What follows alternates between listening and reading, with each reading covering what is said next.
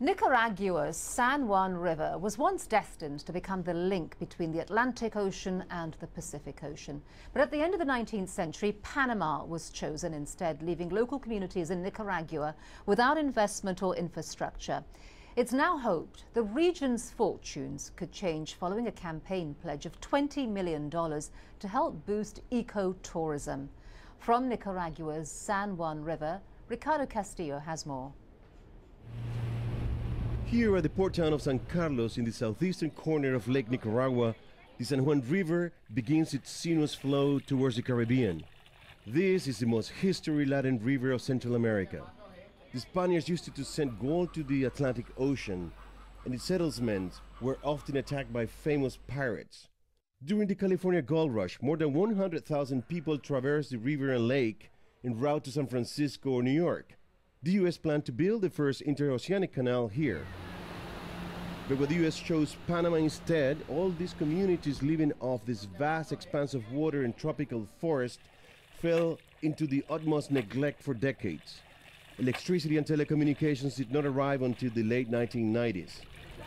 But now life is improving, says Simeon Corrales, a 78-year-old merchant from the small river town Boca de Sábalos. It used to be here there was no transportation of any kind. Now we have schools and other institutes, and the electricity has reached deep inland. Every day truckers come to buy goods to take them to distant inland communities. In a way, the scene attests to how critical the river is to the economic growth of the many small towns where the waters flow. The river is the main access route for this community. It's really our lifeblood, and without it we would have nothing. Nowadays, the true engine of growth is tourism. The river's rich ecosystem attracts tourists in growing numbers from all over the world. What was? Somerset. South England. On vient de Paris. De Valencia. 10 years ago, Agustin Llanes bought property here that he later transformed into an eco-lodge. The tourists in Rio San Juan either come for the ecotourism, the river itself, the wildlife, and also for fishing and for adventure sport.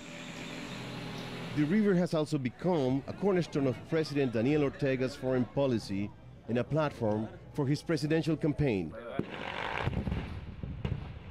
He has promised $20 million to improve the infrastructure and bolster tourism.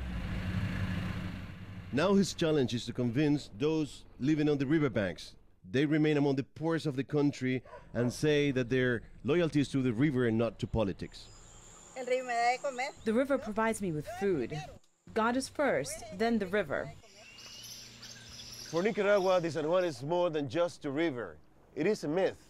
It's liquid history, with the stories of the past meet the present. Now whole communities who depend on this river hope that their stories will be the future. Ricardo Castillo, Al Jazeera, the San Juan River, Nicaragua.